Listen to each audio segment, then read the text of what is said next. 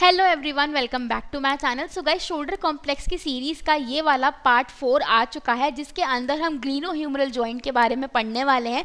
तो इस वीडियो के अंदर मैंने ग्लीनोह्यूमरल जॉइंट की जो बेसिक सारी बातें हैं जो आपको काइनेटिक्स और काइनेमैटिक्स पढ़ने से पहले पता होनी चाहिए, वो सारे पॉइंट्स मैंने यहाँ पे क्लियर किए हैं। तो आप आगे बढ़ने से पहले, जो कि इसका नेक्स्ट पार्ट आने वाला है, जिसके अंदर हम ग्लीनोह्यूमरल जॉइंट की काइनेटिक्स और काइनेमैटिक्स दोनों पार्ट कवर करने वाले हैं, उससे पहले आज की वीडियो में हमने जो बेसिक एनाटमी है, डिफरेंट ओरिएंटेशंस हैं ग्लिनोइड फॉसा के, हेड ऑफ द ह्यूमरस के, एंगल ऑफ इंक्लिनेशन है, एंगल ऑफ टॉर्जन है, डिफरेंट लिगामेंट्स हैं, उनके क्या फंक्शंस हैं, उनकी क्या एनाटमी है, ये सारी बातें हमने यहाँ पे समझी हैं। तो मैं आपको यही एडवाइस दूंगी कि आप ये वीडियो अच्छे से देखने, क्योंकि अगर आप ये बातें अच्छे से समझोगे तभी आपको जो ग्लिनोह्यूमरल जॉइंट की हम काइनेटिक्स और काइनेमैटिक्स पढ़ने वाले हैं नेक्स्ट पार्ट में, वो क्लियर हो पाएंगी। तो आपके सारे कंसेप्ट इन वीडियोस के थ्रू क्लियर हो जाने वाले हैं। शोल्डर कॉम्प्लेक्स का ये हमारा 4th पार्ट है। ऑलरेडी 3 वीडियोस अपलोडेड हैं, जिसके अंदर हमने स्टर्नोक्लाविकुलर जॉइंट, एक्रोमियोक्लाविकुलर जॉइंट एंड स्कैपुलोथोरैसिक जॉइंट की जितनी भी काइनेमैटिक्स एंड काइनेटिक्स हैं बायोमैकेनिक्स के बेसिस पे, मतलब बायोमैकेनिक्स के पॉइंट ऑफ व्यू से, वो मैंने सारी कवर करी हैं। तो अगर आपने वो वीडियो नहीं देखी है तो पहले आप वो वीडियो देख के आओ, क्योंकि उसी के बाद आपका ये फ्लो बैठ पाएगा। तो ये है 4th पार्ट इस सीरीज का। अब बिना किसी देरी के जल्दी से हम ये वीडियो स्टार्ट करते हैं। और अगर आपको ये सीरीज अच्छी लग रही हो, आपको ये काम मेरा पसंद आ रहा हो, तो मुझे कमेंट्स में ज़रूर बताना और चैनल को भी सब्सक्राइब ज़रूर कर लेना। सो गाइस, आज की वीडियो में हम कवर करने वाले हैं about the glenohumeral joint, and it is one of the most important joint of the shoulder complex. सीधा शोल्डर कॉम्प्लेक्स की अगर मैं बात करूं एज अ होल, तो उसमें से आप जो आपका ग्लिनोह्यूमरल जॉइंट है, जिसको हम शॉर्ट में GHJ यानी कि ग्लिनोह्यूमरल जॉइंट भी कह देते हैं, it is the most important joint आपके पेपर पॉइंट ऑफ व्यू से। सो ये जो बाकी सारे जॉइंट्स मैंने यहाँ पे मेंशन कर रखे हैं, एक बार को अगर इनसे क्वेश्चन नहीं आएगा, ये हो सकता है, that is one of the possibility, but glenohumeral joint से तो आपके पास 100% एक क्वेश्चन आएगा ही आएगा। सो इस जॉइंट को अब अच्छे से डिटेल में समझते हैं। पूरा आपको मैं यहाँ पे बताने वाली हूँ, आपको नोट्स भी मिल जाएंगे ये, ठीक है। तो एज इट इज इनका स्क्रीनशॉट ले लेना या फिर अपनी कॉपी में इनको नोट डाउन कर लेना। अब हम पढ़ने वाले हैं about the glenohumeral joint, which is again one of the most important topic, one of the most important topic of the entire biomechanics. तो अब इसको हम अच्छे से समझते हैं स्टेप बाय स्टेप इस पूरे जॉइंट के बारे में। सो देखो, अब ये जो ग्लिनोह्यूमरल जॉइंट है, इसकी आर्टिकुलेटिंग सर्फेसेस क्या क्या होती हैं, यानी कि किन दो सर्फेसेस के बीच में ये जॉइंट आपको देखने को मिलता है। तो सबसे पहले देखो, ये जो आपकी है, ये जो लंबी सी बोन आपको यहाँ दिख रही है, ये है आपकी ह्यूमरस बोन, राइट। यानी कि ये जो बोन है, ये जो हड्डी है यहाँ पे, this is your humerus bone. तो इसका जो हेड है ना, इस बोन का जो ये हेड वाला पार्ट है, this one which is highlighted in this green colour, इसका जो हेड है, ठीक है, ये पूरा इसमें पार्ट लेता है। एंड दूसरी तरफ जो आपको ये स्कैपुला दिख रही है, तो स्कैपुला का ये जो ग्लिनोइड फॉसा होता है, ये वाला part, this is the glenoid fossa of the entire scapula, ये वाला, ठीक है। तो जब ये दोनों के बीच में आर्टिकुलेशन होता है, तो कौन सा जॉइंट बनता है आपका? Glenohumeral joint. अब देखो, ग्लिनोह्यूमरल, अब नाम से ही अगर आप समझने की कोशिश करो ग्लिनोह्यूमरल जॉइंट, तो ये जो ग्लिनो वर्ड है, ये किसके लिए यूज हो रहा है? About the glenoid fossa of the scapula. So ये पूरी स्कैपुला बोन है, तो इसका जो ग्लिनोइड फॉसा है, तो यहाँ से नाम आया है ग्लिनो। एंड जो ह्यूमरल नाम है, वो कहाँ से आया है? आपके हेड ऑफ ह्यूमरस से, ठीक है। सो ये जो जॉइंट बना आपका combined, which is found between the glenoid fossa of the scapula and the head of the humerus. देखो यहाँ पे लिखा भी हुआ है, head of the humerus and the glenoid fossa of the scapula. तो उनके बीच में जॉइंट बन रहा है, वो है आपका ग्लिनोह्यूमरल जॉइंट। अब अगर आप इस इमेज में ध्यान से देखोगे, तो ये जो ग्लिनोइड फॉसा है, ये कंपैरेटिवली छोटा है साइज में as compare to the head of humerus. तो ये चीज़ आपको इस इमेज से क्लियर हो गई होगी, तो इसलिए इसमें रट्टा नहीं मारना पड़ेगा, इमेज को ध्यान देखो। देखो यहाँ पे जो इसका हेड है, ये कितना बड़ा है as compare to this glenoid fossa, तो ये हेड तो बहुत बड़ा है। तो हमेशा हमें क्या याद रखना है कि जो ह्यूमरस है वो एक बिग बोन है, तो इसका जो हेड है वो भी बड़ा है। तो जब ग्लिनोह्यूमरल जॉइंट बन रहा है, तो ह्यूमरस हमेशा ज़्यादा होगी। तो इस तरीके से आपको ये चीज़ याद हो जाएगी। सो यहाँ पे भी देखो ग्लिनोह्यूमरल जॉइंट यहाँ पे दिखाया गया है इमेजेस के अंदर। तो अगर हम पूरे शोल्डर कॉम्प्लेक्स की बात करें तो ये जो था आपका जॉइंट जो हमने फर्स्ट पार्ट में पढ़ा था, this is your sternoclavicular joint यानी कि एससीजे। ये जो आपका जॉइंट था ये था आपका acromioclavicular joint, that is ACJ. यहाँ पे आगे पूरे आपके रिब्स लगते और रिब्स और स्कैपुला के बीच में जो जॉइंट बन रहा था वो हम क्या कह रहे थे, स्कैपुलोथोरैसिक जॉइंट। तो अब तक हमने 3 जॉइंट्स के बारे में पढ़ा। अब ये जो ग्लिनोइड फॉसा और हेड ऑफ द ह्यूमरस के बीच में जॉइंट बन रहा है, this is known as the glenohumeral joint. तो आप इन सारे जॉइंट्स को देख लो कि ये किस तरीके से अटैच है, क्योंकि ये सारे मिलके एक साथ पूरी मूवमेंट प्रोड्यूस करते हैं। सिमिलरली आपको इस इमेज में भी स्टर्नोक्लेविकुलर, स्कैपुलोथोरैसिक, एक्रोमियोक्लेविकुलर और ग्लिनोह्यूमरल जॉइंट यहाँ पे देखने को मिल रहा है। सो ये एक पूरा ओवरव्यू मैंने आपको बता दिया है कि ये जॉइंट्स किस तरीके से एक दूसरे के साथ एसोसिएटेड होते हैं, किस तरीके से ये प्रेजेंट होते हैं। अब अगर हम बात करें ब्लड सप्लाई की कि ये जो ग्लिनोह्यूमरल जॉइंट है इसकी ब्लड सप्लाई कौन सी आर्टरी करती हैं, so the branches of axillary artery and the suprascapular artery. ठीक है, तो ये दोनों आर्टरी ज़्यादातर इनकी जो ब्रांचेस होती हैं वो शोल्डर जॉइंट को सप्लाई करती हैं। नर्व सप्लाई की अगर हम बात करें कि शोल्डर जॉइंट में कौन सी नर्व सप्लाई करती है, तो सब scapular nerve which is C5 and C6 which is a part of the brachial plexus. Brachial plexus के कौन से कॉर्ड का पार्ट होती हैं ये, पोस्टीरियर कॉर्ड का। ठीक है, तो ब्रेकियल प्लेक्सस के पोस्टीरियर कॉर्ड की जो नर्व होती है वो किसको सप्लाई करती है, हमारे शोल्डर जॉइंट को।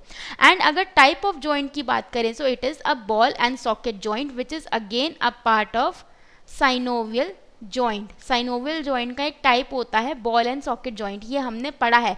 साइनोवियल जॉइंट के अंदर आपकी कैविटी प्रेजेंट होती है which is a characteristic feature of any synovial joint. ये आपको हर साइनोवियल जॉइंट में देखने को मिलेगी ही मिलेगी। तो ये जो बॉल एंड सॉकेट जॉइंट है ये कौन सा जॉइंट है, हमारा shoulder glenohumeral joint ball and socket joint है। अब अगर मैं बात करूँ रेस्टिंग पोजीशन क्या होती है इस वाले जॉइंट की, so 40 to 45 degrees of abduction and 30 degrees horizontal adduction. So ये जो पोजीशन होती है आर्म की, it is the resting position of the glenohumeral joint. अच्छा देखो, अब आगे बढ़ने से पहले मैं आपको एक चीज़ क्लियर कर दूँ। एक हम बोलते हैं शोल्डर जॉइंट, ठीक है, शोल्डर जॉइंट, और एक हम बोलते हैं हमारा ग्लिनोह्यूमरल जॉइंट। अब इन दोनों के बीच में क्या फ़र्क है, देखो यूजुअली क्या होता है कि जब भी हम ग्लिनोह्यूमरल जॉइंट को डिनोट करते हैं ना, तो हम ये समझते हैं कि हम शोल्डर जॉइंट के बारे में ही बात कर रहे हैं, यानी कि ये जो दो टर्म्स है ना ये हम सिनोनिमसली यूज़ करते हैं। बट जब हम शोल्डर कॉम्प्लेक्स की बात करते हैं ना, जहाँ पे आ जाता है आपका शोल्डर कॉम्प्लेक्स, तो शोल्डर कॉम्प्लेक्स के अंदर आपके सारे जॉइंट्स आते हैं, SCJ, ACJ, ठीक है, scapulothoracic joint and the glenohumeral joint. तो जब भी शोल्डर कॉम्प्लेक्स की बात करी जाएगी तो ये सारे जॉइंट्स आपको बताने पड़ेंगे। और जब भी सिर्फ नॉर्मली हम सिर्फ शोल्डर जॉइंट कह दे रहे हैं शोल्डर कॉम्प्लेक्स की जगह, या फिर हम ग्लिनोह्यूमरल जॉइंट कह रहे हैं, तो वहाँ पे जो आपका ये वाला जॉइंट है हम इसकी बात कर रहे हैं। तो यहाँ पे जो भी मैं बात आपको बता रही हूँ ये मैं ग्लिनोह्यूमरल जॉइंट की आपको बात बता रही हूँ। सो इस जॉइंट की क्लोज पैक पोजिशन क्या होती है, लेटरल रोटेशन एंड एबडक्शन। और कैप्सुलर पैटर्न में सबसे पहले कौन सी मूवमेंट जाती है, लेटरल रोटेशन जाएगी, फिर एबडक्शन जाएगी and then the medial rotation. तो सबसे पहले अगर हमें कोई मूवमेंट में लॉस देखने को मिलता है तो वो देखने को मिलता है लेटरल रोटेशन में। उसके बाद एबडक्शन मूवमेंट में प्रॉब्लम आती है, उसकी जो रेंज है वो लिमिट होती है and then goes the medial rotation. Degree of freedom very important, क्योंकि ये हमारा बॉल एंड सॉकेट जॉइंट है, तो इस पे आपको 3 डिग्रीज ऑफ रोटेशन देखने को मिलता है, 3 degrees rotatory and 3 degrees translatory. So ये है हमारी degree of freedom for the glenohumeral joint. अब हम बात करते हैं आर्टिकुलेटिंग सर्फेसेस की बच्चों। अब देखो मैंने आपको ब्रीफ में पहले बताया था कि ये जो हमारा ग्लिनोह्यूमरल जॉइंट है ये किसके बीच में बन रहा है, हमारे ग्लिनोइड फॉसा के बीच में, जो कि किसका पार्ट है, स्कैपुला का, ठीक है, स्कैपुला का पार्ट है, and the head of humerus which is obviously a part of the humerus bone. ठीक है, तो ये बात आपको क्लियर थी, ये हमने शुरू में भी पढ़ा था। अब ग्लिनोइड फॉसा की अगर मैं बात करूं तो ये प्रॉक्सिमल अटैचमेंट है। हाँ जी बिल्कुल प्रॉक्सिमल अटैचमेंट, क्योंकि पहले तो ग्लिनोइड फॉसा ही आ रहा है, उसके बाद आपकी ह्यूमरस बोन लग रही है यहाँ पे। ये कॉनकेव इन शेप होता है, हाँ जी बिल्कुल कॉनकेव इन शेप होता है, ग्लिनोइड फॉसा कुछ इस तरीके का होता है, ठीक है। और यहाँ पे आपकी जो हेड ऑफ ह्यूमरस है वो आके लग जाता है, तो ये तो कॉनकेव शेप हुआ ना। सो जो आपका ग्लिनोइड फॉसा है it is concave in shape. अब अगर मैं ह्यूमरस की बात करूं तो ह्यूमरस तो एक डिस्टल अटैचमेंट है इन दिस पर्टिकुलर जॉइंट। सो अगर मैं ग्लीनो ह्यूमरल जॉइंट की बात कर रही हूं तो जो आपका हेड ऑफ ह्यूमरस है ये क्या है, डिस्टल अटैचमेंट है, यानी कि बाद में आया है। और ये क्या है, कन्वेक्स इन शेप। जैसे कि आपको यहाँ दिख रहा है ये जो आपकी ह्यूमरस बोन है ये इसका जो हेड है ये क्या है, कन्वेक्स शेप का है। सो ये इतनी बात समझ आ गई। अब हम आगे बढ़ते हैं। अब देखो यहाँ पे, ये देखो ये वाला जो पार्ट है आपका, ये है आपका ग्लेनोइड कैविटी या फिर इसको हम ग्लेनोइड फॉसा भी कह देते हैं। तो ये देखो कौन सी शेप बन रही है, कॉनकेव शेप बन रही है, राइट। तो ये जो आपका ग्लेनोइड फॉसा है ये कैसा है, कॉनकेव शेप का है। और जो आपका हेड ऑफ ह्यूमरस है, जो हेड ऑफ ह्यूमरस है वो कौन से शेप का आ रहा है यहाँ पे, कन्वेक्स शेप का, ठीक है, इस तरीके से। तो ये दोनों जॉइंट मिलके क्या बना रहे हैं, ये दोनों बोन्स मिलके कौन सा जॉइंट बना रहे हैं, हमारा ग्लीनो ह्यूमरल जॉइंट, ठीक है। सिमिलरली आपको यहाँ पे भी देखने को मिल रहा है। सो ये वाला जो जॉइंट है यहाँ पे ये क्या है, ग्लीनो ह्यूमरल जॉइंट, किसके बीच में बन रहा है, glenoid fossa of the scapula and the head of the humerus. अब हम बात करते हैं इन डिटेल अच्छे say about the glenoid fossa, ठीक है, कि अब ग्लिनोइड फॉसा की ओरिएंटेशन कैसी होती है, मतलब A to Z हम सारी बातें पढ़ने वाले हैं। अब देखो जो हमें ये पता है कि जो हमारी पूरी स्कैपुला है, ये देखो ये हमारी पूरी क्या है, स्कैपुला बोन है, ठीक है। इसमें जो ये रेड कलर से हाईलाइटेड है ये पार्ट आपका क्या है, ग्लिनोइड फॉसा, ये है आपका ग्लिनोइड फॉसा। अब देखो ये जो ग्लिनोइड फॉसा है इसकी जो ओरिएंटेशन है, यानी कि किस तरीके से प्लेस होगा आगे की तरफ पीछे की तरफ, वो किस पे डिपेंड करेगा, आपकी स्कैपुला के ऊपर। तो आपकी स्कैपुला जिस तरीके से प्लेस्ड होगी थोरैक्स के ऊपर, अब देखो ये हमारा यहाँ पे पूरा ये रिबकेज है, ठीक है, मैं आपको जैसे ये पीछे से हम देख रहे हैं। सो ये हमारा पूरा रिबकेज है, ठीक है। मान लो हमारी रिबकेज में इतनी ही वो रिब्स हैं, ठीक है। अब मेरे को जो स्कैपुला है वो यहाँ पे प्लेस करनी है, तो यहाँ पे कहीं मेरी स्कैपुला आएगी, ठीक है, और यहाँ पे इसका आएगा ग्लेनोइड फॉसा, ठीक है, और यहाँ पे आपकी जो ह्यूमरस है वो आके लग जाएगी, ठीक है, इसके साथ, ठीक है। तो ये जो स्कैपुला यहाँ पे आके लग रही है ये किस तरीके से इस पे अटैच हो रही है, ऐसे बिल्कुल मान लो ये रिब केज है, ठीक है, और ये मेरी स्कैपुला है, तो ये ऐसे झुक के लग रही है, ये बिल्कुल सीधी है या फिर ऐसे मुड़ रही है बाहर को, या ये अंदर की तरफ को मुड़ रही है। तो इस ये क्या दिखाएगा कि जो मेरा ग्लिनोइड फॉसा है उसकी प्लेसमेंट, उसकी पोजिशनिंग कैसे हो रही है, क्योंकि अगर जो मेरा ग्लिनोइड फॉसा है वो किस पे डिपेंड करेगा, स्कैपुला के ऊपर। अगर स्कैपुला टेढ़ी होगी तो ग्लिनोइड फॉसा भी टेढ़ा हो जाएगा, अगर स्कैपुला सीधी होगी तो ग्लिनोइड फॉसा भी आपका सीधा हो जाएगा, और अगर जो आपका स्कैपुला है वो आगे को झुकी हुई होगी तो आपका जो ग्लिनोइड फॉसा है वो भी आगे की तरफ को झुक जाएगा। तो डैट मीन्स जो ग्लिनोइड फॉसा की प्लेसमेंट है वो किस पे डिपेंड कर रही है, आपकी स्कैपुला के ऊपर, यानी कि ग्लिनोइड फॉसा के हाथ में कुछ नहीं है, किसके हाथ में है सारी बात, आपकी इसके ऊपर, किसके ऊपर, स्कैपुला के ऊपर आपकी सारी बात है, ठीक है। तो अब हम वही पढ़ने वाले हैं कि ये जो स्कैपुला है ये ग्लिनोइड फॉसा की जो ओरिएंटेशन है वो कैसे अफेक्ट करती है, कि जो ग्लिनोइड फॉसा है उसकी जो प्लेसमेंट है वो स्कैपुला के ऊपर क्यों डिपेंडेंट है। तो अब देखो जो ग्लिनोइड फॉसा है उसकी प्लेसमेंट किस किस पे डिपेंड करती है, सबसे पहला तो स्कैपुला के ऊपर ही डिपेंड करती है कि जो स्कैपुला है वो किस तरीके की शेप का है, किस तरीके का, छोटा स्कैपुला है, बड़ा स्कैपुला है। दूसरी बात, the resting position of the scapula on the wall of thorax, तो ये भी मैंने आपको बता दिया कि थोरैक्स की वॉल पे वो आगे को झुकी हुई है, पीछे को झुकी हुई है, ज़्यादा नीचे को प्लेस्ड है, ज़्यादा ऊपर को प्लेस्ड है, ठीक है। एंड उसके अलावा एक तीसरा इंपॉर्टेंट फैक्टर जो इसको डिसाइड करता है कि ग्लिनोइड फॉसा की प्लेसमेंट कैसे होने वाली है, is the movement at the sternoclavicular joint and the acromioclavicular joint. तो ये बात आपको अच्छे से समझ आ गई कि जो ग्लिनोइड फॉसा है वो इन सब के साथ जुड़ा हुआ है। अब चलो दो बातें तो हमें समझ आ गई कि भैया स्कैपुला किस तरीके से है उस पर डिपेंड करेगा, और स्कैपुला की क्या पोजीशनिंग है उस पर भी डिपेंड करेगा। बट ये स्टर्नोक्लेविकुलर जॉइंट और एक्रोमियोक्लेविकुलर जॉइंट पे इसकी पोजीशनिंग क्यों डिपेंड करेगी, तो ये देखो ये जो आपकी स्कैपुला है, अब यहाँ पे देखो ये क्या है आपका पूरा, ये है एक्रोमियन प्रोसेस। तो यहाँ पे आके क्या लगती है, आपकी क्लैविकल बोन है ना। अगर हम शोल्डर कॉम्प्लेक्स पूरा देखें तो यहाँ पे आपकी क्लैविकल बोन आके लगती है, और क्लैविकल बोन का ये क्या हो गया, distal end. So this is the distal end of the clavicle, और ये कौन सा एंड हो गया क्लैविकल का, मीडियल एंड, ठीक है। सो this is the medial and of the clavicle. अब यहाँ पे ये मेनुब्रियम के साथ कौन सा जॉइंट बनाने वाली है, आपका स्टर्नोक्लेविकुलर जॉइंट, और यहाँ पे ये स्कैपुला के साथ क्या बनाएगी, आपका एक्रोमियोक्लेविकुलर जॉइंट। क्लैविकल पूरी, ठीक है। तो जो आपकी स्कैपुला है वो डायरेक्टली किसके साथ अटैच्ड है, क्लैविकल के डिस्टल एंड के साथ, और इनडायरेक्टली किसके साथ अटैच्ड है, स्टर्नोक्लैविकुलर जॉइंट के साथ, मेनुब्रियम के साथ।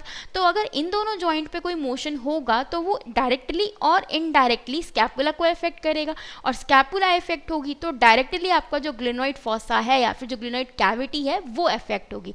तो इसलिए इन दोनों जॉइंट्स का जो मोशन है वो भी अफेक्ट करता है आपकी ग्लिनोइड की पोजीशनिंग को। अब जो ग्लिनोइड फॉसा है it may be tilted slightly upward which is more commonly scene, ज़्यादातर केसेस में यही होता है, या फिर स्लाइटली डाउनवर्ड। अब ये अगर स्कैपुला है और यहाँ साइड में ग्लिनोइड फॉसा है तो ये या तो थोड़ा ऊपर की तरफ को होता है या थोड़ा नीचे की तरफ को होता है। इसमें बहुत सारी वेरिएशंस होती हैं फ्रॉम इंडिविजुअल टू इंडिविजुअल, यानी कि इंडिविजुअल डिफरेंसेज हैं, बट ज़्यादातर जो हमें देखने को मिलता है वो होता है स्लाइटली अपवर्ड, ठीक है। तो ये देखो यहाँ पे मैं आपको समझा रही थी ये चीज़ कि ये हो गया आपका स्टर्नोक्लैविकुलर जॉइंट, ये हो गया आपका एक्रोमियोक्लैविकुलर जॉइंट, और ये हो गया आपका यहाँ पे ग्लिनोइड फॉसा। तो अगर इन दोनों पे कोई मूवमेंट होती है तो वो डायरेक्टली या इनडायरेक्टली इसको अफेक्ट करेगी ही करेगी। नाउ ग्लिनोइड फॉसा जो है it does not lie perpendicular to the plane of scapula. अब ये जो ग्लिनोइड फॉसा है अगर हम स्कैपुला के प्लेन को देखें, so this if this is our scapula, right, यहाँ से ये जा रहा है इसका प्रोसेस, और जो ये यहाँ पे आ रहा है आपका ग्लिनोइड फॉसा, तो ये जो आपका फॉसा है ये डायरेक्टली परपेंडिकुलरी नहीं जाता आपके प्लेन ऑफ स्कैपुला के साथ, ठीक है। सो इट कैन बी एंटीवर्टेड और रेट्रोवर्टेड अप टू 10 डिग्रीज। तो बच्चों ये जो मैं कंसेप्ट समझा रही हूँ ना, it is a very important concept, क्योंकि ये आपकी पूरी जो आपकी बायोमैकेनिक्स है ग्लिनोह्यूमरल जॉइंट की उसको अफेक्ट करता है, the positioning of the glenoid cavity of the scapula. So 6 to 7 degrees of retroversion is commonly seen. अब हमने क्या पढ़ा सबसे पहले कि जो आपकी ग्लिनोइड फॉसा होता है या फिर जो ग्लिनोइड कैविटी होती है इट इज स्लाइटली अपवर्ड, ज़्यादातर केसेस में इट इज स्लाइटली अपवर्ड, हमने प्रीवियस स्लाइड में पढ़ा है। डाउनवर्ड भी होता है बट अपवर्ड ज़्यादा होता है, और इसमें रेट्रोवर्जन और एंटीवर्जन भी होता है, बट इसमें जो रेट्रोवर्जन है वो हमें ज़्यादा देखने को मिलता है 6 to 7 डिग्रीज का, ठीक है। तो यानी कि जो हमारा ग्लिनोइड फॉसा है it is slightly upwardly placed and it is retroverted of approximately 6 to 7 degrees. अब एंटीवर्जन और रेट्रोवर्जन ये दोनों क्या टर्म्स होती हैं? सो देखो एंटी का मतलब याद रखो, एंटी से याद रखो एंटीरियर, एंटीरियर, ठीक है, यानी कि आगे की तरफ। रेट्रो, रेट्रो हम सुनते ना रेट्रो गाने, है ना, तो मतलब पीछे, पुराना, पुराने से याद रखो पीछे, ठीक है, यानी कि पीछे की तरफ को। रेट्रो मतलब पीछे की तरफ को, पोस्टीरियरली। सो जब ग्लिनोइड फॉसा आपका एंटीरियरली प्लेस्ड होता है in relation to the plane of scapula तो उसे हम कहते हैं एंटीवर्जन, यानी कि अगर ये स्कैपुला है और ग्लिनोइड फॉसा अगर यहाँ पे अटैच और वो आगे की तरफ को है in compare to the scapula bone तो उसे हम कहते हैं एंटीवर्जन। और रेट्रोवर्जन क्या है? जब आपका ग्लिनोइड फॉसा जो है वो पोस्टीरियरली प्लेस्ड है in relation to the scapula तो उसे हम कहते हैं रेट्रोवर्जन। एंड जो रेट्रोवर्जन है it is more commonly seen, ये ज्यादातर लोगों में देखा गया है as compare to the anteversion, ठीक है। सो ये देखो ये जा रही है एक्सिस ऑफ स्कैपुला और यहाँ पे आपको एंटीवर्जन और रेट्रोवर्जन यहाँ पे इन्होंने दिखा रखा है। अगेन ये स्कैपुला की एक्सिस है तो इसके परपेंडिकुलर लाइन नहीं करता है। सो यहाँ पे देखो ये हो रहा है एंटीवर्जन की जो ग्लिनोइड फॉसा है वो आगे की तरफ को प्लेस्ड है और रेट्रोवर्जन में ये पीछे की तरफ को आ जाता है। This is the retroversion. Now curvature of fossa is greater in vertical direction rather than in horizontal direction. अब ये जो ग्लिनोइड फॉसा होता है बेसिकली आपका ये ओवल शेप में होता है, आपको यहाँ इमेज में दिख रहा होगा। तो ये अगर मैं एक ऐसे वर्टिकल लाइन खींच रही हूँ तो ये ज़्यादा है as compare to this horizontal line. That means कि जो इसका ऊपर से नीचे वाला डिस्टेंस है या फिर जो एरिया है वो ज़्यादा है और जो हॉरिजॉन्टली प्लेस्ड एरिया है वो क्या है? कम है। That means it has an Oval shape. Perfect circle ये नहीं है, इट इज ओवल। इस तरीके का है ये हमारा ग्लिनोइड फॉसा। अब commonly seen orientation of glenoid fossa क्या हो गई है कि it is slightly upward tilting and 6 to 7 degrees of retroversion. ज़्यादातर लोगों में जो ग्लिनोइड फॉसा है उसकी पोजीशनिंग यही देखने को मिलती है। इसका मतलब ये नहीं है कि ग्लिनोइड फॉसा हमेशा इसी तरीके से बैठा हुआ होता है। अब डाउनवर्ड भी हो सकता है, एंटीवर्टेड भी हो सकता है, सारी पॉसिबिलिटीज़ हैं, ठीक है। बट ज़्यादातर लोगों में क्या देखा गया है? It is slightly upward tilting and 6 to 7 degrees of रेट्रोवर्जन।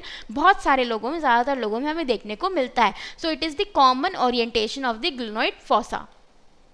सो यहाँ पे आप देख सकते हो the orientation of the glenoid fossa, ठीक है, ये रहा आपका ग्लिनोइड फॉसा, ये पूरी आपकी स्कैपुला बोन हो गई, इसका ओरिएंटेशन, क्लैविकल का motion at the distal end the medial and, ठीक है, तो ये सारी चीज़ें, ये सारे फैक्टर्स किसको इफेक्ट करते हैं, the orientation of the glenoid fossa.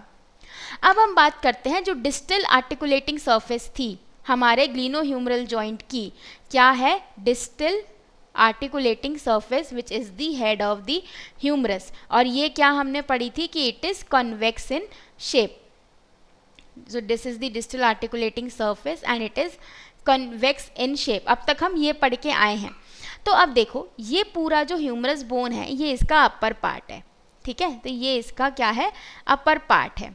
अब ये देखो ये जो पार्ट है ना, इतना हिस्सा, ये जो आगे का हिस्सा है जो कि एनाटॉमिकल नेक के आगे है, ये जो मैंने येलो कलर से हाईलाइट किया है, ये आपका एसोसिएट होता है ग्लिनोइड फॉसा के साथ और ये बनाता है आपका ग्लिनोह्यूमरल जॉइंट।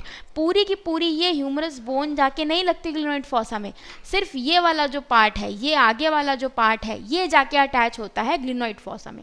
सो ये जो हेड ऑफ द ह्यूमरस है, जिसको हम शॉर्ट में HOH भी कह देते हैं, it forms 1/3 to 1/2 of a sphere with N angular value of 150 degrees. तो आपको दिख रहा होगा कि ये हाफ स्क्वायर, ठीक है, या फिर 1/3 ऑफ अ स्फीयर की शेप का होता है। सो ये आपको इस इमेज से क्लियर हो जाएगा। इमेज से पढ़ोगे तो ज़्यादा टाइम तक आपकी जो मेमोरी में बातें हैं वो रिटेन रहेगी। तो रट्टा मत मारो यहाँ पे कि हाँ इतनी सारी चीज़ें हमें रटनी है। समझोगे तो बायोमैकेनिक्स पूरा एक आपका समझने वाला सब्जेक्ट है, इसमें अगर रट्टा मारोगे तो कहीं ना कहीं अटक जाओगे, नहीं पढ़ पाओगे। तो इसलिए मैं अपना पूरा ट्राई कर रही हूँ कि आपको मैं एक एक चीज़ समझाऊँ। यहाँ पे नहीं समझ आता मुझसे कमेंट्स में ज़रूर पूछ लेना, मैं आपको उसका भी जवाब दे दूँगी, बट यहाँ पे रट्टा मत मारो। बायोमैकेनिक्स रटने वाला सब्जेक्ट नहीं है।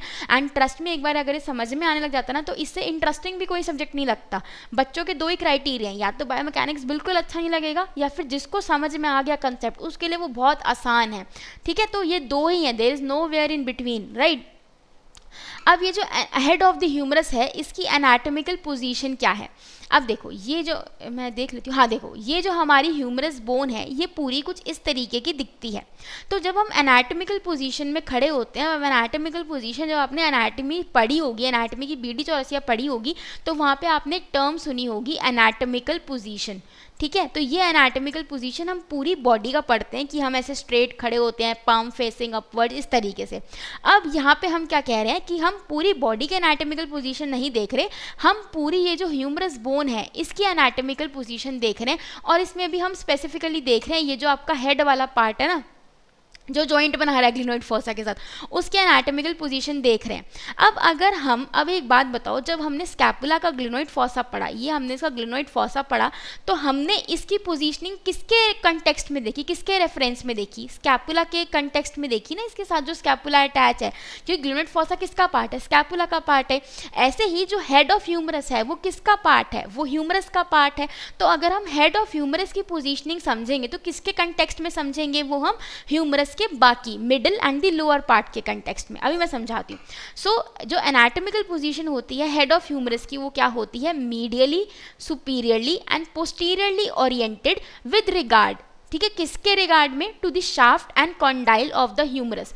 सो अगर देखो मीडियली का मतलब क्या हो गया कि अंदर की तरफ को, ठीक है, सुपीरियरली ऊपर की तरफ को एंड पोस्टीरियरली पीछे की तरफ को।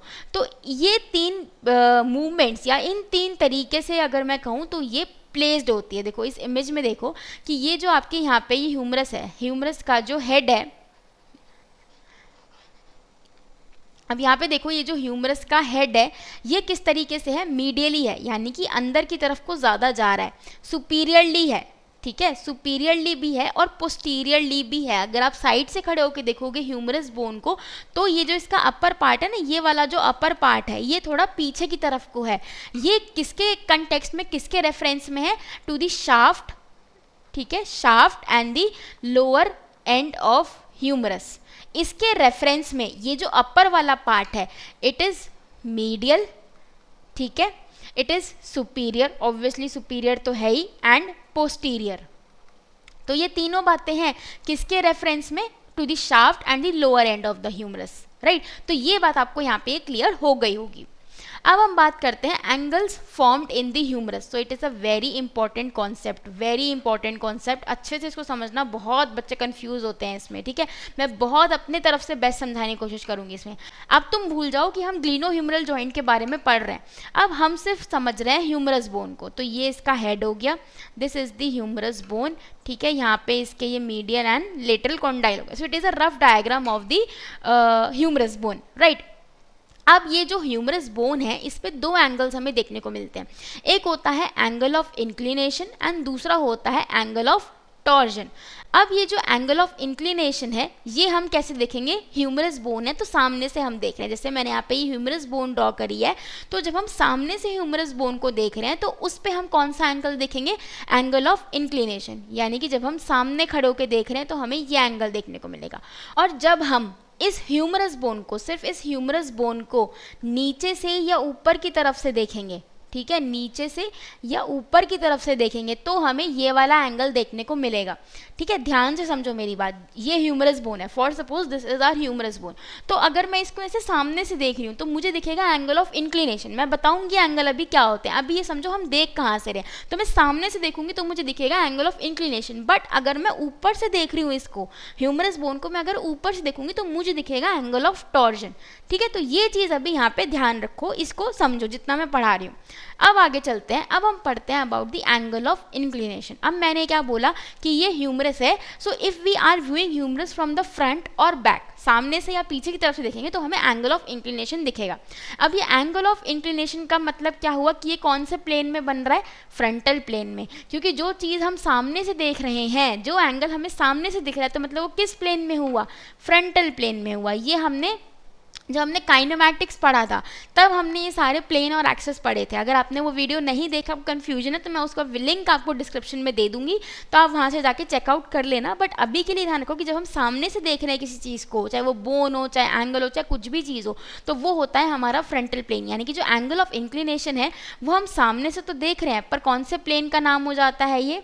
किस प्लेन को कहते हैं जब हम सामने से देखते हैं? तो फ्रंटल प्लेन, ठीक है। इस चीज़ का ध्यान रखना। अब ये एंगल क्या होता है ये देखो। अब देखो, ये है मेरी ह्यूमरस की बोन। अब अगर मैं इसके हेड के थ्रू एक लाइन ऐसे डालूं, ठीक है, एक लाइन अगर मैं ऐसे डाल रही हूँ, ठीक है, और जो दूसरी लाइन है, एक और लाइन जा रही है ह्यूमरस में से, वो जा रही है ऐसे, ठीक है, इस तरीके से सीधी लाइन जा रही है बिल्कुल। अब यहाँ पे जो एंगल बना है उसे हम कहते हैं angle of inclination. That means this angle which is formed is known as angle of inclination. अब देखो, इजी हो गया, हमने सामने से ह्यूमरस को देखा, हम अभी जॉइंट के बारे में पढ़ ही नहीं रहे, अभी हम सिर्फ डिस्टल आर्टिकुलेटिंग सरफेस के बारे में पढ़ रहे हैं, जो है हमारी ह्यूमरस बोन, ग्लिनोह्यूमरल जॉइंट के लिए। अब मैंने बोला कि एक लाइन यहाँ पे गई इस तरीके से। अब ये कहाँ से जा रही है? ये जो लाइन जा रही है ये आपकी किसके थ्रू जा रही है? आपके हेड के थ्रू, हेड ऑफ द ह्यूमरस से जा रही है, and neck of the humerus से जा रही है एक लाइन, ये वाली तो। और दूसरी वाली जो ये लाइन जा रही है ये सीधी, यानी कि एक लॉन्गिट्यूडनल लाइन है जो कि पूरी ह्यूमरस से पास हो रही है। लॉन्गिट्यूडनल एक लाइन है, ठीक है, जो हम पूरी ह्यूमरस से बाइसेक्ट हो रही है all the way down to the humerus condyles, ठीक है।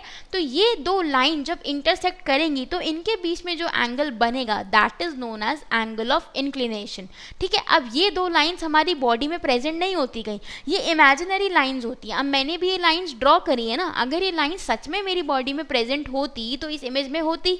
जैसे बोन दिख रही है हमें, है बोन में कॉन्डाइल्स भी हैं, रिजेस भी हैं, सब कुछ है, बट ये जो दो लाइंस है ये इमेजिनरी लाइंस है। ये हम बायोमैकेनिक्स को ईजियर करने के लिए, सिंप्लीफाई करने के लिए हमने ये एंगल बना रखे हैं, ये इमेजिनरी लाइंस हमने समझी हैं।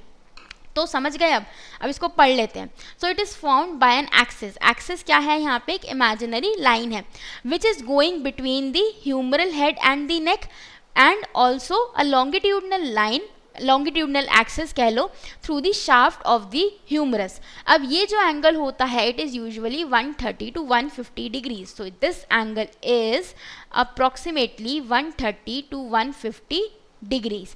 तो आई होप आपको ये जो एंगल ऑफ इंक्लिनेशन है ये क्लियर हो गया होगा। मैंने अपना बेस्ट समझाने की यहाँ पे कोशिश करी है। Next is the angle of torsion. अब एंगल ऑफ टॉर्जन को मैंने आपको क्या बताया था कि जब हम नीचे से ह्यूमरस को अगर मैं पकड़ूं और मैं नीचे से देख रही हूँ ऐसे करके, या फिर मैं ऐसे ऊपर से देख रही हूँ ह्यूमरस को, तो हम मुझे क्या दिखेगा, एंगल ऑफ टॉर्जन। अब टॉर्जन शब्द का क्या मतलब है पहले ये समझो। अब टॉर्जन का मतलब है थोड़ा घुमावदार, यानी कि मुड़ा हुआ, यानी कि कुछ टर्न है इसके अंदर, या तो हल्का टर्न है या फिर पूरा टर्न है, या फिर better word can be twisted. Now it can be partially twisted और फुली ट्विस्टेड, कुछ भी है ना, ये हमें नहीं पता अभी। बट टॉर्जन का मतलब क्या है, कुछ टर्न, घुमावदार, ट्विस्टेड है, कुछ ऐसे मुड़ा हुआ है, ठीक है। सो अब ये जो एंगल है, मैंने आपको क्या कहा था, या तो हम नीचे से या ऊपर से देखते हैं, तो इसका प्लेन कौन सा हो जाता है, हमारा ट्रांसवर्स प्लेन हो जाता है। तो जब भी हम एंगल ऑफ टॉर्जन के बारे में पढ़ेंगे तो हमें सबसे पहले बात क्या बोलनी है कि ये हमेशा आपको ट्रांसवर्स प्लेन में देखने को मिलेगा, ठीक है। अब इमेज के थ्रू मैं आपको बताती हूँ। अब देखो ये यहाँ पे हम एंगल ऑफ टॉर्जन को देख रहे हैं, यानी कि हम ऊपर से ह्यूमरस को देख रहे हैं। तो देखो ये जो है ना आपका, ये मैं येलो कलर से हाईलाइट कर देती हूँ, this is your head. Sorry कुछ ज़्यादा हो गया। देखो ये जो ब्लैक आपको फुली सर्कल, कंप्लीट सर्कल दिख रहा है, this is the head of humerus. मैं जब ह्यूमरस को ऊपर से देख रही हूँ तो मुझे ये हेड कुछ इस तरीके का दिख रहा है, ठीक है। और नीचे मुझे इसके कॉन्डाइल्स भी दिखेंगे। हाँ जी मैम बिल्कुल दिखेंगे, ह्यूमरस है तो कॉन्डाइल्स भी दिखेंगे। तो ये जो दिख रहे हैं यहाँ पे, ठीक है, ये पूरा जो स्ट्रक्चर हमें देखने को मिल रहा है, ये वाला, ये क्या है हमारे, ये हमारे कॉन्डाइल्स हैं, ठीक है। अब मैं आपको दूसरी इमेज बना के एक दिखाती हूँ। जैसे ये मेरी ह्यूमरस बोन है, ठीक है, ये मेरा, थोड़ी ड्राइंग मेरी इतनी अच्छी है नहीं वैसे, ये एक मैंने रफ डायग्राम बना लिया ह्यूमरस का। तो ये हो गया मेरा हेड ऑफ ह्यूमरस, ठीक है, ये हो गया नेक, ये हो गई यहाँ पे शाफ्ट, और ये हो गया मेरा लेटरल एंड मीडियल एपिकॉन्डाइल और the condyles of the humerus. अब मैंने क्या बोला, एंगल ऑफ टॉर्जन हमें कैसे देखने को मिलेगा कि देखो एक लाइन जो है ना वो ऐसे जा रही है, ठीक है, थोड़ी टेढ़ी हो गई बट ये स्ट्रेट है। तो ये लाइन किसके थ्रू पास हो रही है, हेड और नेक के थ्रू पास हो रही है। और एक लाइन है जो इस कॉन्डाइल्स के थ्रू पास हो रही है, समझे, ये कॉन्डाइल्स के थ्रू ये लाइन पास हो रही है। तो यहाँ कहीं ये एंगल बनेगा, समझ रहे हो, 3D हो गया बिल्कुल। तो ये सामने से देखोगे तो नहीं दिखेगा एंगल। अब आ जाओ इस इमेज के ऊपर। अब यहाँ पे मैंने क्या कहा था कि ये जो मस्टर्ड कलर से मैंने हाईलाइट किया है, ये क्या है आपका हेड ऑफ ह्यूमरस। तो यहाँ से मैंने एक लाइन भेजी सीधी, ठीक है, इसके हेड और नेक से, ये यहाँ चली गई, ठीक है। तो ये लाइन किसके थ्रू जा रही है, आपके ह्यूमरस के हेड और नेक के थ्रू जा रही है ये लाइन, ठीक है। अब मैंने एक दूसरी लाइन बनाई और वो किसके थ्रू बनाई, through the medial and lateral condyles, ठीक है। तो ये इसके कॉन्डाइल्स थे यहाँ पे, तो यहाँ से एक लाइन जा रही है ये, ठीक है, क्योंकि कॉन्डाइल्स। अब देखो, अब बहुत बच्चों को ये डाउट होगा कि ये लाइन इतनी आगे से क्यों भेज दी मैम ने, ये लाइन यहाँ से भी तो जा सकती थी। अब बच्चे, मैं दूसरे कलर से दिखाती हूँ, अब बच्चे क्या बोल सकते हैं कि भाई ये लाइन यहाँ से भी तो जा सकती थी, यहाँ से भी तो जा सकती थी, इतनी आगे से ही लाइन क्यों बनाई है। तो अगर आपने थोड़ा ध्यान दिया हो, जो मैंने आपको पहली बातें पढ़ाई हैं इस वीडियो के अंदर ही, तो मैंने आपको क्या बोला था, मैंने आपको बताया था anatomical position of the head of the humerus. तो ये जो हेड ऑफ द ह्यूमरस है, ये जो हेड ऑफ द ह्यूमरस है, it is superior, medial and posteriorly placed in relation to the shaft and the condyles of the humerus। तो ये जो मेरा ह्यूमरस का हेड है, ये जो मेरा पूरा हेड है, ये वाला पूरा जो मेरा हेड है, और अगर मैं यहाँ पे कॉन्डाइल्स की बात करूँ, यहाँ पे जो ये मेरे कॉन्डाइल्स हैं, ये तो इससे आगे ही रहेंगे ना भाई, ये तो इससे आगे ही रहेंगे, क्योंकि जो मेरा हेड है एनाटॉमिकली वो पीछे है, यानी कि इस तरीके से है, ठीक है। ये जो हेड है ये पीछे है और जो कॉन्डाइल्स हैं वो आगे हैं, तो इसीलिए ये जो लाइन है ये आगे जा रही है, ठीक है। अब इन दोनों के इंटरसेक्शन पे जो ये एंगल बना, जो मैंने आपको ये एंगल बताया था यहाँ पे, ये हो गया आपका एंगल ऑफ टॉर्जन, और इसको हम ह्यूमरल टॉर्जन एंगल भी कह देते हैं।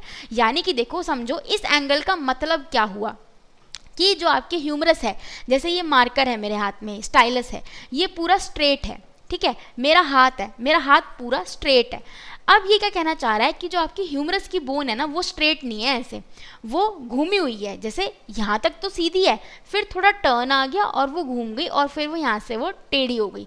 जैसे मेरा हाथ है ये अभी सीधा है, तो यहाँ से तो ये सीधा है, बट यहाँ से ये थोड़ा घूम गया और ये इसके टेढ़े हो गए नीचे से, तो ये तो सीधा रहा पर यहाँ से ये टेढ़ा हो गया। ऐसे जो हमारी ह्यूमरस बोन है ना वो ट्विस्टेड है, बीच में से थोड़े टॉर्जन है उसके अंदर, तो ये एंगल वो चीज़ दर्शाता है कि कितना टॉर्जन है। So it is a very important concept, ठीक है। अब ये कितना होता है 30 डिग्रीज पोस्टीरियरली, ये आपको याद रखना है, एंगल ऑफ टॉर्जन की ये वैल्यू है। इसका मतलब, अब देखो मैंने यहाँ पे लिख रखा है, इसका मतलब ये है कि जो हमारा ह्यूमरस का हेड है, यानी कि ये हेड जो है हमारी ह्यूमरस का, ठीक है, ये से कॉन्डाइल्स हो गए, ठीक है, ये हमारा ह्यूमरस का जो ये हेड है वो थोड़ा पीछे की तरफ है, पोस्टीरियरली इंक्लाइंड है in relation to the condyles of the humerus. हाँ जी मैम, ये बात तो आपने जब हमें एनाटॉमिकल पोजीशन पढ़ाई थी हेड ऑफ द ह्यूमरस की, तभी आपने ये बात बता दी थी हमें तो, ठीक है। इसी वजह से इसमें एंगल ऑफ टॉर्जन कितना बन रहा है 30 डिग्रीज पोस्टीरियरली। आप समझ आई कैसे बातें लिंक हो रही हैं, जो हम पढ़ के आए हैं और यहाँ पे कैसे लिंक हो रहा है, ठीक है। तो आई थिंक आपको ये सारे कंसेप्ट अब समझ आने लगे होंगे, ठीक है। तो ये सारी बातें आपको ध्यान रखनी है कि हमने दो एंगल पढ़े हैं, angle of inclination and angle of torsion.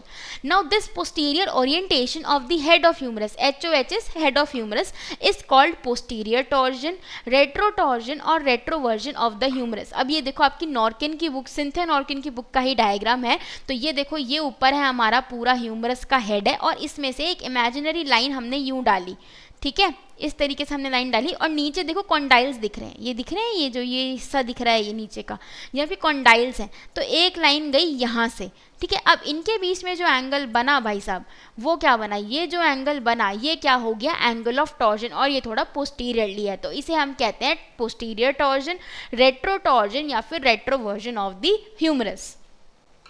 अब ये जो ह्यूमरल रेट्रोवर्जन है ये इतना क्यों इंपॉर्टेंट है भाई, मैम ने इतना पढ़ा दिया तो क्यों पढ़ा दिया, क्यों मैंने इतनी माथापच्ची करी इसको समझाने में, इसलिए करी क्योंकि जो ह्यूमरल रेट्रोवर्जन है along with the internally rotated resting position of the scapula on the thorax increases the glenohumeral joint congruency by orienting the head of humerus towards the glenoid fossa. Because of this, the range of internal rotation is less than that of external rotation. अब देखो हमने ये पढ़ा कि जो humerus है वो रेट्रोवर्टेड है, ये हमें कैसे पता चला, एंगल ऑफ टॉर्जन की वजह से। कितने डिग्री रेट्रोवर्टेड है, 30 डिग्रीज, यहाँ तक हम पढ़ के आए हैं अभी, ठीक है। अब भगवान ने ये चीज़ क्यों करी, क्यों रेट्रोवर्जन दिया। अब आपने एक चीज़ नोटिस करी होगी, आप अभी करके देखो, शोल्डर जॉइंट के ऊपर एक्सटर्नल रोटेशन करके देखो और इंटरनल रोटेशन करके देखो, तो आप पाओगे कि जो एक्सटर्नल रोटेशन है वो ज़्यादा हो रही है इंटरनल रोटेशन से, ठीक है। या फिर हम ये भी कह सकते हैं कि जो इंटरनल रोटेशन है it is less than the external rotation. दोनों बातों में कहने का क्या मतलब क्या है कि जो इंटरनल रोटेशन है वो कम है और जो एक्सटर्नल रोटेशन है वो ज़्यादा है, दोनों बातों का यही मतलब है कहने का। तो ये किसकी वजह से हो रहा है, ये जो एक्सटर्नल रोटेशन हमारी बढ़ गई और ये जो हमारी इंटरनल रोटेशन है ये कम हो गई, ये किसकी वजह से हो रहा है, ये हो रहा है हमारे इसी एंगल ऑफ टॉर्जन या फिर posterior torsion of the humerus की वजह से, राइट। और एक दूसरी बात, क्यों ज़रूरी है ह्यूमरल रेट्रोवर्जन, इसीलिए ज़रूरी है क्योंकि अगर ह्यूमरल रेट्रोवर्जन होगा तो जो आपका ग्लिनो ह्यूमरल जॉइंट है जो कि किसके बीच में बन रहा है, glenoid fossa of the scapula and the head of the humerus, इन दोनों के बीच में जो कॉन्ग्रुएंसी है, यानी कि जो इनकी कॉन्ग्रुएंसी की ताकत है, यानी कि एक दूसरे कितना अच्छे से चिपक सकती हैं, रह सकती हैं, वो इम्प्रूव होती है, जिसकी वजह से जो ये जॉइंट है ये स्टेबल रहता है। तो इसलिए जो आपका ये ह्यूमरल रेट्रोवर्जन है ये इम्पॉर्टेंट है। तो आई होप अब आपको ये जो ह्यूमरल रेट्रोवर्जन कंसेप्ट है ये समझ आ गया होगा। अब बढ़ते हैं आगे, देखो यहाँ पे दोनों इमेजेस मैंने दिखाती हैं, ये रहा आपका एंगल ऑफ इंक्लिनेशन की ऐसे एक लाइन जा रही है, इसको हम दिखेंगे सामने से, और ये रहा आपका हो गया आपका एंगल ऑफ टॉर्जन की यहाँ से कहीं ऐसे ह्यूमरस, इसने उल्टा क्यों बना रखा है मुझे समझ नहीं आया ये, ठीक है, तो यहाँ कहीं आपका एंगल ऑफ टॉर्जन होगा, तो ये इसने हेड को नीचे कर दिया है और कॉन्डाइल्स को ऊपर कर दिया है। ठीक है, तो हमें तो वही कंसेप्ट समझ आ गया, तो अब तुम चाहे कॉन्डाइल्स ऊपर करो नीचे करो, हमारा कंसेप्ट तो यहाँ पे क्लियर है। ठीक है, ये होता है 30 डिग्रीज और ये होता है 130 to 150 डिग्रीज। ठीक है, आई होप आपको ये कंसेप्ट अब क्लियर हो गया होगा। अब जी आ जाते हैं हम ग्लिनोइड लेब्रम पे। तो अब तक देखो हमने क्या क्या बातें पढ़ ली हैं। अब तक हमने पढ़ा है कि इसकी सर्फेसेस के बारे में हमने पढ़ लिया, ठीक है, अच्छे से, both the distal end the proximal surface. ठीक है, यानी कि ह्यूमरस और ग्लिनोइड दोनों के बारे में हम अच्छे से पढ़ चुके हैं। अब हम पढ़ते हैं अबाउट द ग्लिनोइड लेब्रम। अब ये ग्लिनोइड लेब्रम नाम की क्या चीज़ आ गई मैम? ये क्या है? देखो, ये आपका ग्लिनोइड फॉसा है। ठीक है, ये पूरा जो है आपका ये ग्लिनोइड फॉसा है। अब ग्लिनोइड फॉसा को हम साइड से देख रहे हैं। ठीक है, ऐसे मैं खड़ी हूँ और आप मुझे साइड से देखो, तो हम ग्लिनोइड फॉसा को साइड से देख रहे हैं।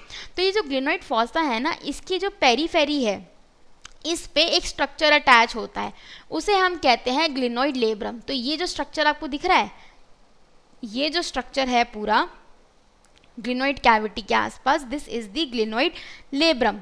ठीक है, ये पूरा स्ट्रक्चर।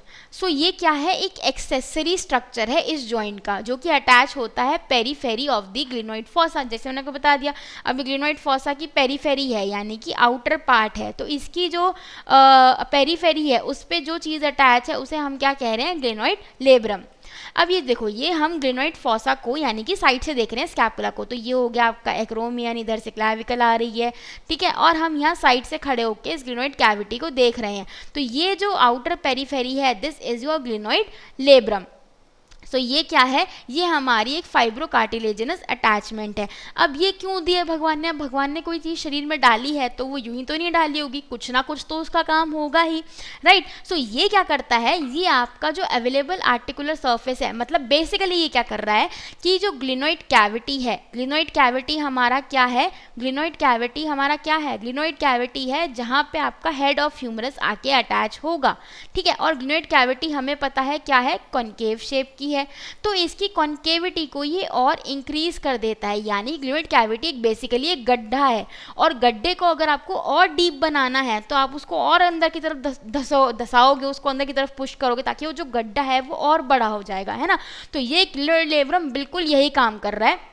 इसकी जो आर्टिकुलेटिंग सरफेस है, यानी कि जो ग्लिनोइड कैविटी है, उसकी कॉन्केविटी को इंक्रीज कर रहा है, जिसकी वजह से जो आर्टिकुलेटिंग सरफेस एरिया है ग्लिनोइड फॉसा का, वो इंक्रीज हो जाता है अप टू 50%। देखा, तो ये कितना है एक एक्सेसरी स्ट्रक्चर, बट ये फायदा कितना पहुंचा रहा है। So what is inside the labrum? हमने पढ़ लिया कि जो ग्लिनोइड फॉसा है, ग्लिनोइड कैविटी है, उसके आउटर सरफेस पे जो है ग्लिनोइड लेब्रम प्लेस्ड है। पर ये ग्लिनोइड लेब्रम के अंदर क्या होता है? ये बनता किस चीज़ से है?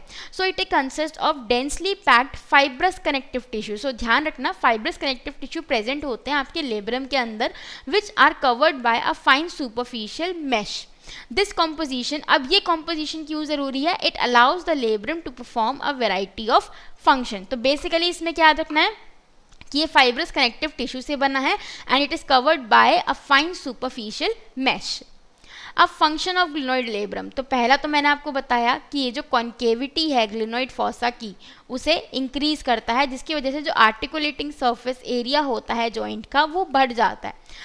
दूसरे इसके क्या काम है? It provide resistance to humeral head translation. अब क्योंकि कॉन्केविटी इंक्रीज हो गई है, तो ये मतलब क्या कर रहा है? अगर ये गड्ढे को गहरा कर रहा है तो हेड ऑफ ह्यूमरस उतना ही ज़्यादा अच्छे से आके लगेगा। तो उसकी वजह से क्या होगा कि जो जॉइंट की स्टेबिलिटी है वो बहुत ज़्यादा अच्छी हो जाती है। तो इसलिए जो ह्यूमरस हेड के ट्रांसलेशन है वो इतनी ज़्यादा जल्दी, इतना मतलब उसको बेसिकली ये कम करता है, प्रिवेंट करता है, रिड्यूस करता है। Enhancing the contact area of the joint, obviously बात है क्योंकि कॉन्केविटी इंक्रीज हो रही है। Protection of bony edges, obviously बात है भाई, ये ग्लिनोइड फॉसा है तो इसके आसपास बोन है, तो उसको प्रोटेक्ट करेगा क्योंकि उसके ऊपर एक कवरिंग आके लग गई। Reducing the joint friction, dissipation of joint contact force, because obviously कि जो जॉइंट का एरिया है वो भी बढ़ा रहा है। उसके अलावा it serves as a site of attachment for various ligaments and muscles, जैसे कि जो आपका टेंडन है of long head of biceps, वो यहाँ से आके लगता है। अब हम बात करते हैं ग्लिनोह्यूमरल जॉइंट कैप्सूल। अब हम पढ़ेंगे इसके जॉइंट कैप्सूल के बारे में। तो देखो ये जो ब्लू कलर से दिख रहा है पूरा, ये है आपका ग्लिनोह्यूमरल जॉइंट कैप्सूल। अब देखो मैंने आपको बताया था कि जो ग्लिनोह्यूमरल जॉइंट है ये एक बॉल एंड सॉकेट जॉइंट है। तो बॉल एंड सॉकेट जॉइंट में भी अगर मैं बात करूँ तो ये जो आपका ग्लिनोह्यूमरल जॉइंट है इसकी मोबिलिटी बहुत ज़्यादा है as compare to the other ball and socket joints which are found in our body. तो इसका जो कैप्सूल है वो बहुत बड़ा होता है क्योंकि जॉइंट भी बड़ा है एंड लूज होता है। अब ये जो जॉइंट कैप्सूल है ये सुपीरियरली तो थोड़ा टॉट होता है, बट अगर मैं एंटीरियरली बात करूं और इन्फीरियरली बात करूं तो थोड़ा सा लूज होता है। यानी कि सुपीरियरली तो अच्छा प्रोटेक्ट करता है बट एंटीरियरली और इन्फीरियरली थोड़ा सा ढीला होता है। जो कैप्सूल है it titans in the close pack position. अब भाई ऑब्वियसली क्लोज पैक पोजीशन है तो कैप्सूल तो टाइट ही होगा, इसमें तो रट्टा मारने वाली या दिमाग लगाने वाली कौन सी बात है, सेल्फ एक्सप्लेनेटरी है ये तो। Surface area of the capsule is twice than the head of the humerus. अब देखो हमने क्या बोला कि जो सरफेस जो आपका जॉइंट कैप्सूल है वो बहुत लार्ज है।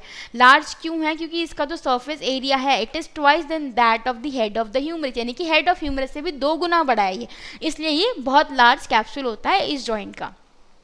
अब ये लूज और लैक्स क्यों होता है भाई, इतना ढीला क्यों है? क्योंकि देखो यहाँ पे बहुत सारी मूवमेंट होती हैं।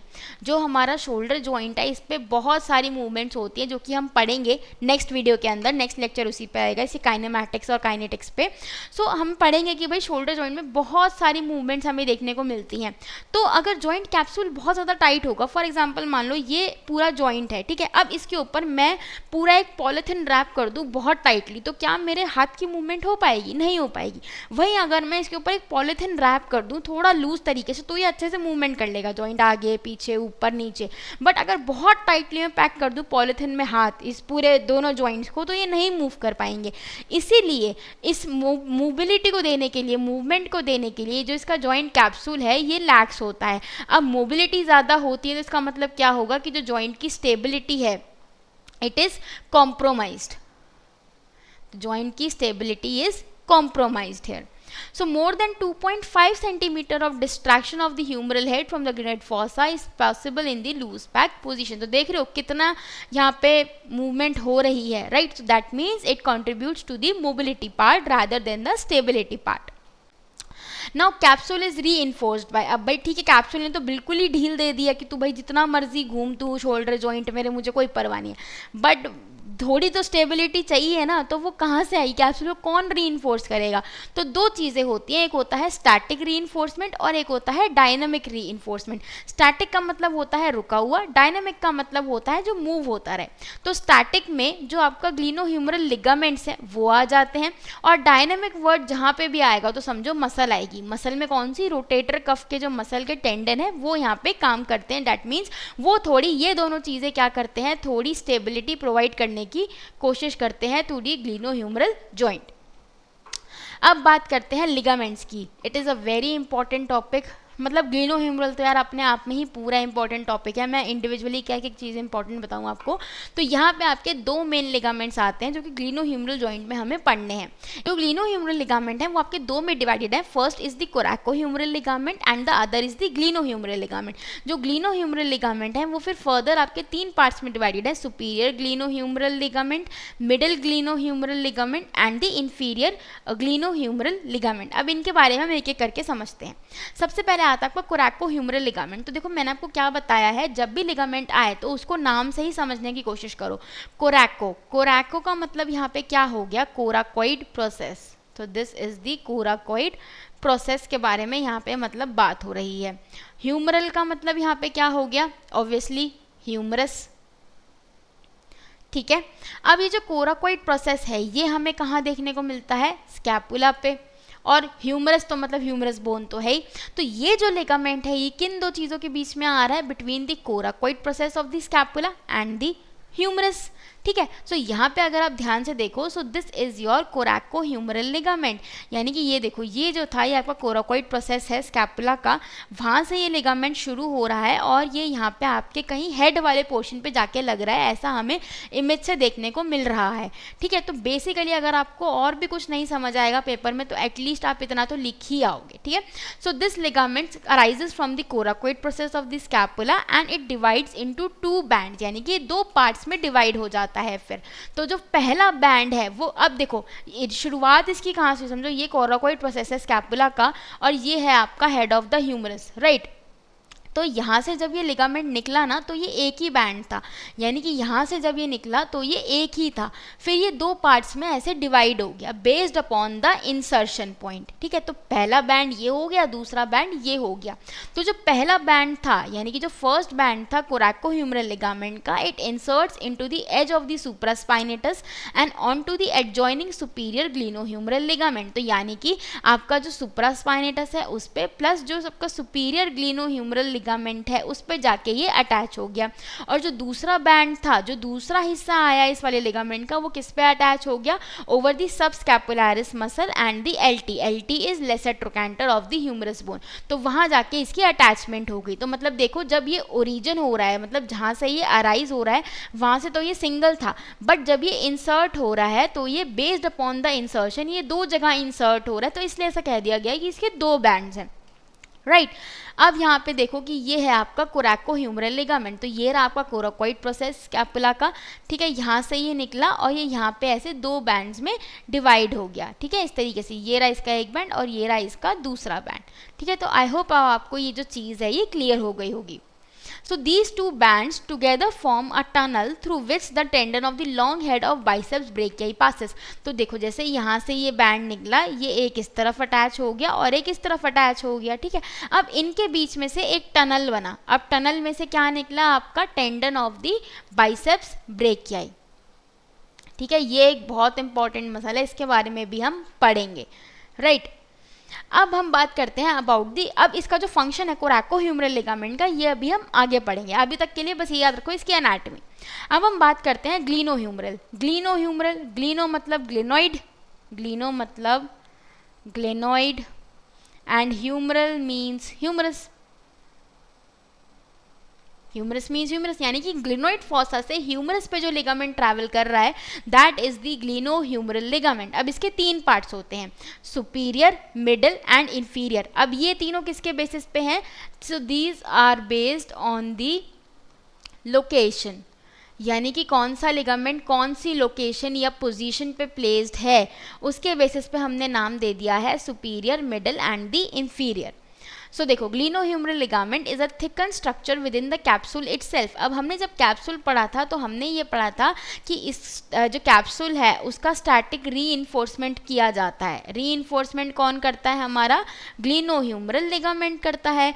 तो ऑब्वियसली जो ग्लिनोह्यूमरल लिगामेंट है ये कैप्सूल की ही थिकनिंग है, यानी कैप्सूल कहीं कहीं जगह से थिकन हो रहा है, उसको हम कह रहे हैं ग्लिनोह्यूमरल लिगामेंट। अब ये इंडिविजुअल्स में काफ़ी वेरी करता है, इंडिविजुअल टू इंडिविजुअल डिफरेंट होता है। सो देखो ये जो आपका है ये वाला जो बैंड है, it is the superior glenohumeral ligament, this one is the medial glenohumeral ligament, और ये जो आपका है ऐसे नीचे और ये जो बीच में से आ रहा है एक, ये है आपका इंफीरियर ग्लिनोह्यूमरल लिगामेंट। अब हम बात करते हैं about the superior glenohumeral ligament. तो सुपीरियर का मतलब क्या हुआ कि इट इज सुपीरियरली प्लेस्ड। तो यहाँ पे जो आपको ये लिगामेंट दिख रहा है ये, this is your superior glenohumeral ligament.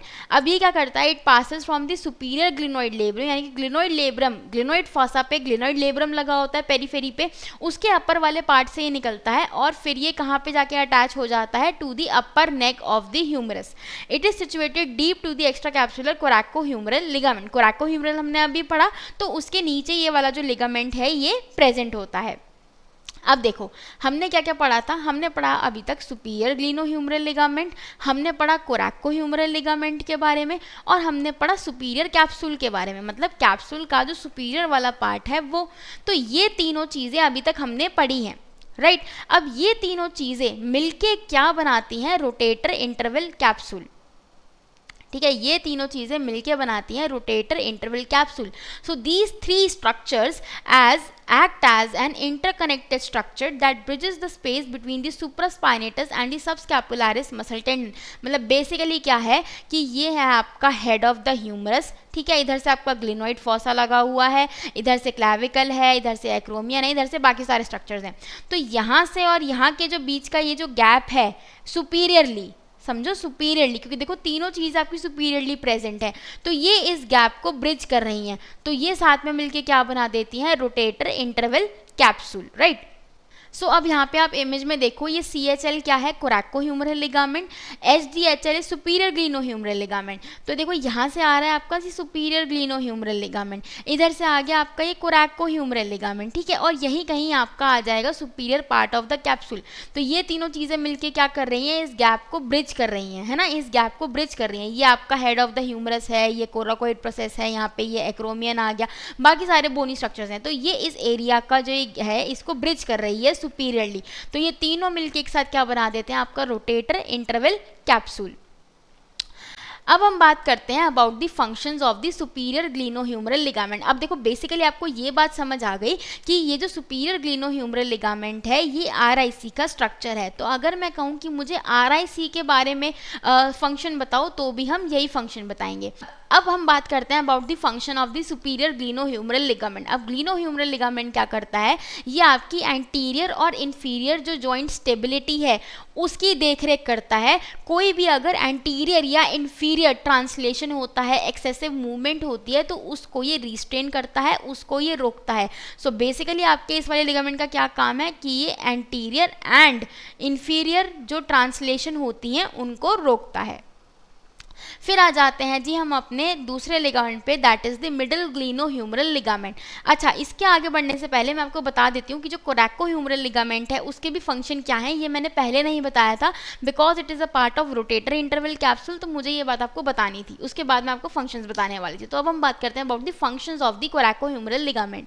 So इसका क्या काम होता है कि it resist the lateral rotation of the humerus when the arm is adducted, पहला फंक्शन।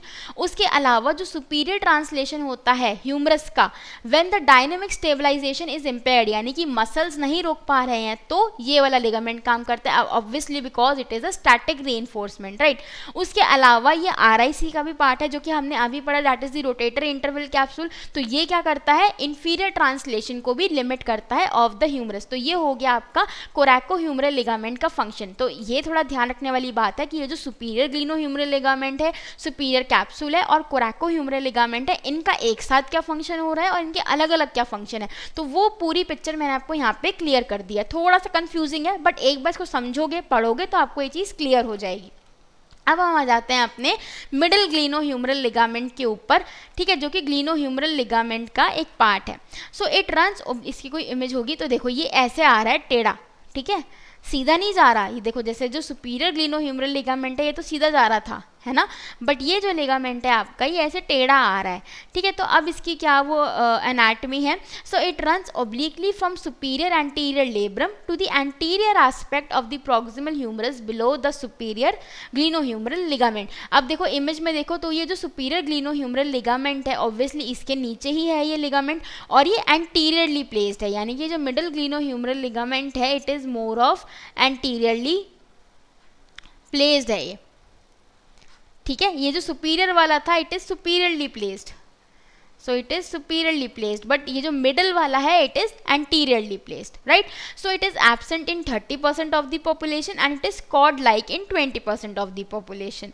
अब इसके फंक्शन क्या है, अब मिडिल ग्लिनोह्यूमरल जो लिगामेंट है ये रोटेटर इंटरवल कैप्सूल का पार्ट नहीं है। अब इसका काम क्या होता है कि ये एंटीरियर जॉइंट स्टेबिलिटी को कंट्रीब्यूट करता है, यानी कि एंटीरियर जॉइंट स्टेबिलिटी की जहाँ पे बात आएगी तो आपका मिडिल ग्लिनोह्यूमरल लिगामेंट का वहाँ पे नाम आएगा ही आएगा। अब आ जाते हैं हमारे तीसरे लिगामेंट पे विच is the inferior glenohumeral ligament. अब ये देखो इसके 3 कंपोनेंट्स हैं। अब क्योंकि इसके 3 कंपोनेंट्स हैं तो ये एक पूरा कॉम्प्लेक्स बन गया, ठीक है। अब इसके कॉम्प्लेक्स को हम क्या कहते हैं, इंफीरियर ग्लिनोह्यूमरल लिगामेंट कॉम्प्लेक्स, क्योंकि इसके 3 पार्ट्स हैं। इस वाले लिगामेंट को हम फर्दर 3 पार्ट्स में डिवाइड करते हैं। देखो कंफ्यूज मत हो, हमने सबसे पहले क्या पढ़ा था, हमने सबसे पहले पढ़ा था कि हमारे जो शोल्डर जॉइंट है उस पर ग्लिनोह्यूमरल लिगामेंट होते हैं, ठीक है, ग्लिनोह्यूमरल जॉइंट लिगामेंट।